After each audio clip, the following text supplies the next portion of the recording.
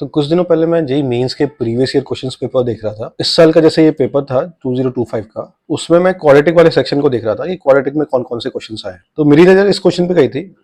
इस particular question को देख के पहले मुझे लगा शायद क्वाड्रेटिक का क्वेश्चन है, बट थोड़ा सा आगे देखा तो लिमिट्स भी इन्वॉल्व है। तब मुझे समझ में आया कि ये क्वाड्रेटिक का नहीं, लिमिट्स का क्वेश्चन है और काफी रिपीट होने वाला क्वेश्चन है। काफी पहले भी आ चुके हैं ऐसे क्वेश्चंस। एक बार इस पे नजर डालते हैं, क्वेश्चन में बोला क्या गया है और देखते हैं कि ये क्वाड्रेटिक से लिमिट्स में कैसे चेंज हो जाता है।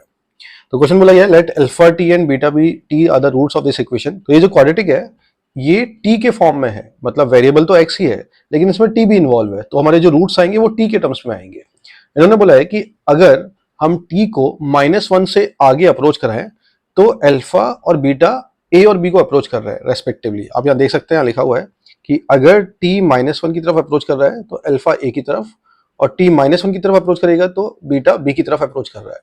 तो हमें इस क्वांटिटी का वैल्यू निकालना है। देखने में क्वेश्चन पहले थोड़ा टफ लगता है, बट अगर अच्छे से ऑब्जर्व करें तो a प्लस बी और कुछ नहीं है, सम ऑफ रूट्स है। अच्छे से देखिए, तो अगर मुझे a प्लस बी निकालना है, it is nothing but limit t approaching to -1 plus alpha t plus beta t. Actually ये हमें बताना है, हमें ये वैल्यू निकालनी है पहले। तो a प्लस बी, तो अल्फा प्लस बीटा क्या हो गया, सम ऑफ रूट्स हो गया, और सम ऑफ रूट्स को हम लिखते हैं -b/a। तो -b/a निकालते हैं इस क्वाड्रेटिक से।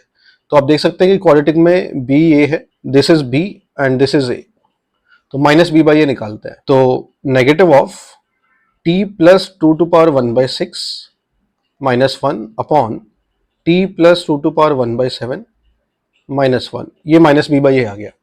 अब लिमिट का वैल्यू निकालना है और साफ साफ देख सकते हो आप, अगर t को -1 पुट करोगे तो ये 0/0 फॉर्म है, 0/0 इंडिटरमिनेंट फॉर्म है। तो इसको सॉल्व करने के लिए सबसे पहले मैं क्या कर रहा हूँ, इसको थोड़ा क्वेश्चन को आसान बनाते हैं। आसान बनाने का मतलब क्या है कि मैं t को रिप्लेस कर रहा हूँ x-1 से, क्योंकि जब t -1 को अप्रोच करेगा तो x 0 की तरफ अब जाएगा। जब t का वैल्यू -1 की तरफ जाएगा तो x का वैल्यू 0 की तरफ जाएगा, राइट।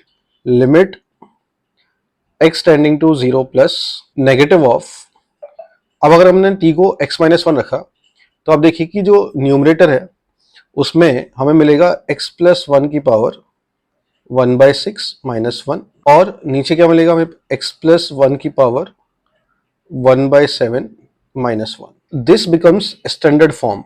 अगर आप अच्छे से देखो तो limit x approaching to a x to power n minus a to power n upon x minus a, ये स्टैंडर्ड लिमिट होता था n a to power n -1, और कुछ इसी टाइप का ये फॉर्म मुझे नजर आ रहा है। ठीक है, तो हम क्या करेंगे, इसमें कुछ ऐसा ही जनरेट कर देंगे। आप चाहो तो x प्लस 1 को भी एक नया वेरिएबल अज्यूम कर सकते हो, लेकिन मैं इसको डायरेक्टली सॉल्व कर रहा हूँ। मैं x प्लस 1 की पावर 1/6 -1 में x प्लस 1 -1 का मल्टीप्लाई और x प्लस 1 -1 का डिवाइड, जिससे कि मुझे स्टैंडर्ड फॉर्म दिखे। तो ये दो स्टैंडर्ड फॉर्म बन गए लिमिट्स के।